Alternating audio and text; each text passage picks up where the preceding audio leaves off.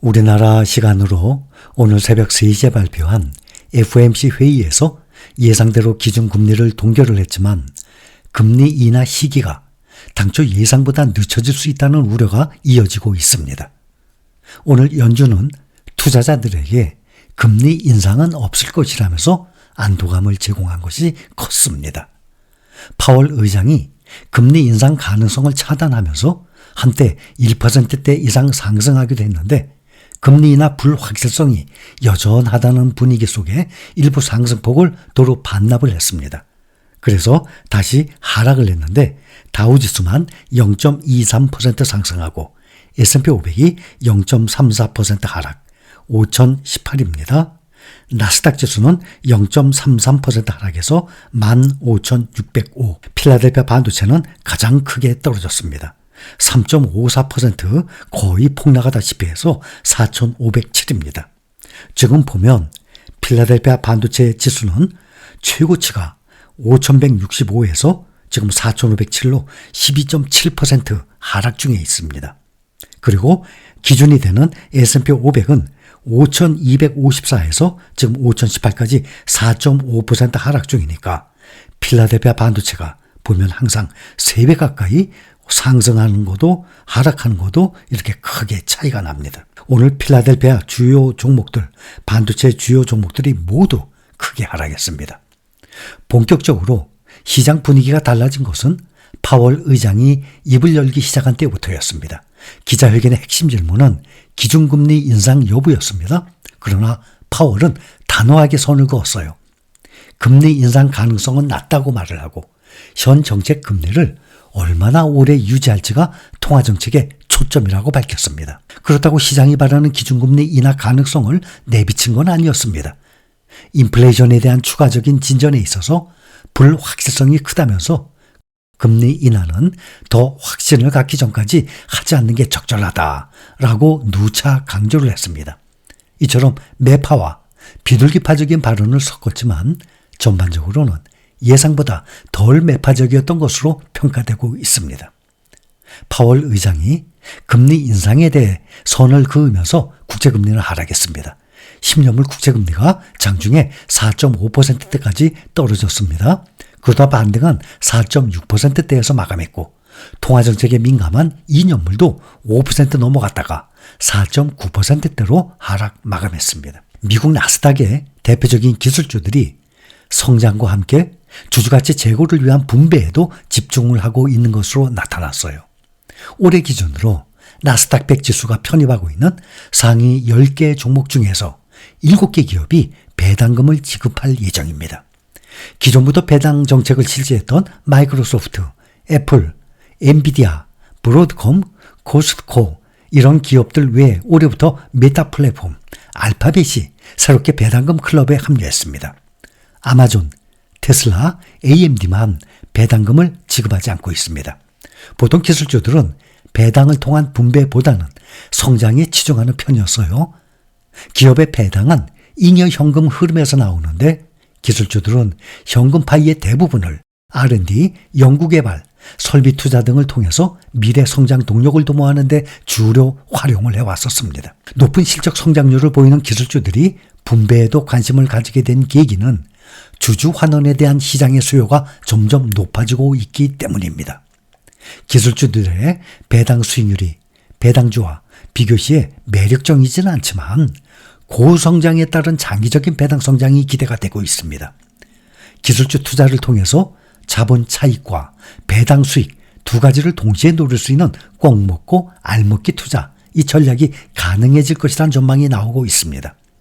실제로 애플은 배당금을 주주들에게 지급하면서도 연구 개발비를 꾸준히 늘리면서 투자도 소홀히 하지 않고 있는 상황이에요.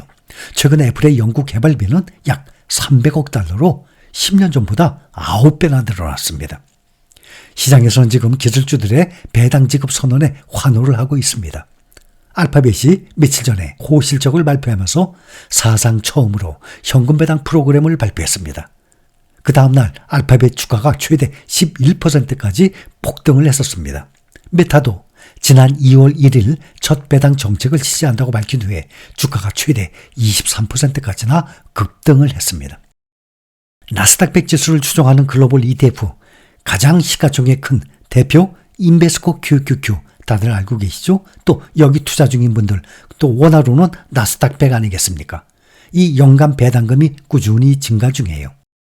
QQQ ETF를 운용하는 인베스코에 따르면은 해당 ETF의 연간 배당금은 2019년 1.58달러에서 23년 2.54달러로 훌쩍 뛰었습니다. 특히 QQQ ETF의 2022년, 2023년의 배당 성장률은 각각 25.8%, 18.8%에 달합니다.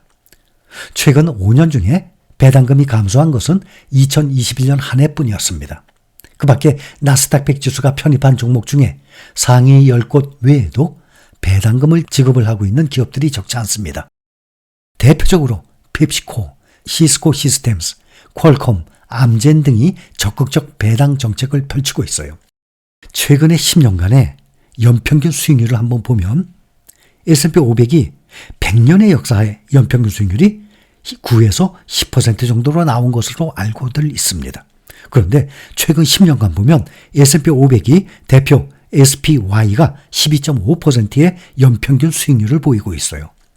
그러니 100년의 역사 9에서 10%보다 더 높죠. 최근 10년간 보면 SPY가 12.5%, 또 나스닥 100 대표 QQQ는 18%의 연평균 수익률이 나오고 있습니다.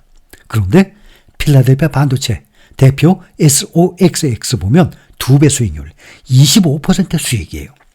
그러니 미국의 S&P 500 대형주 S&P에 투자하는 것보다 딱 12.5%보다 SOXX 필라델피아 반도체는 25%로 2배의 수익률, 연평균적으로 10년 동안 해보니까 말이죠. 그렇다면 SPY, QQQ, SOXX를 골고루 33%씩 투자를 한다고 가정을 한다 그러면 연평균 수익률이 18.5%. 그러면 연평균 10% 수익률이라면 상당히 큰 거거든요. 성공적이에요. 그런데 그거의 거의 2배, 18.5%예요. 그래서 투자한 것이 딱 SPY, QQQ, SOXX 이건 투자를 달러로 하는 것이죠. 그런데 원화로 투자하면 무엇인지 다 알고 계시죠?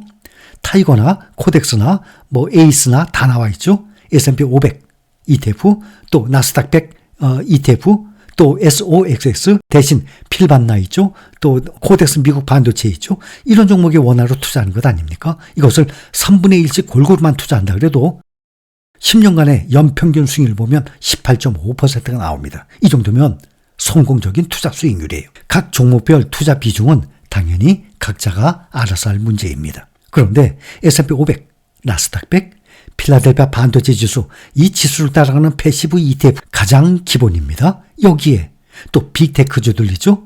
빅테크에 투자하는 타이거, 미국 테크 탑10이 있고 또 코덱스 팡플러스도 있고 또 에이스에서 새로 나온 이 미국 빅테크 이 탑7도 있죠. 여러 가지 좋은 종목들이 많이 있어요. 이 종목들이 메인이에요.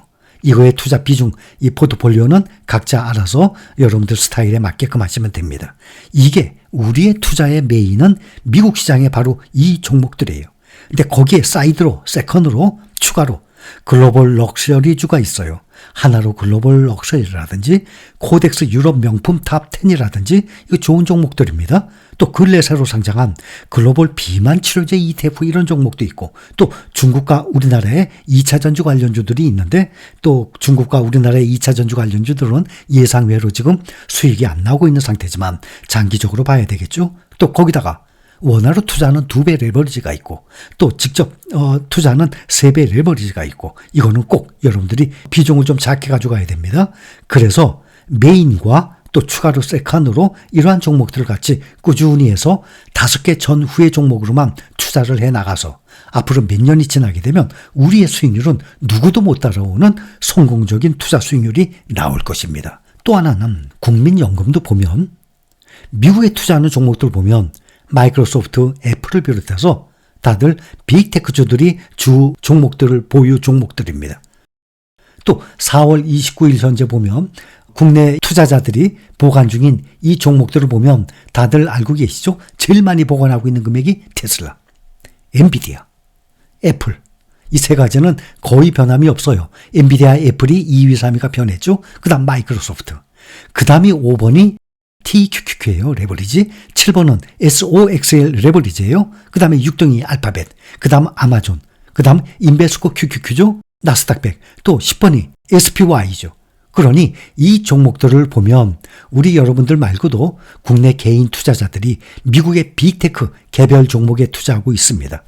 그런데 우선 안전하게 여러분들 중에서도 뭐 애플, 엔비디아, 테슬라 개별 종목도 투자하고 계시지만 일반적으로 보면 빅테크 ETF에 투자를 한다든지 S&P 500, 나스닥 100, 필라델피아 반도체 지수 거기에 일부 레버리지까지 일부 비중으로 두고 한다면 여러분들의 이 포트폴리오는 거의 완벽에 가깝다라고 말할 수 있습니다.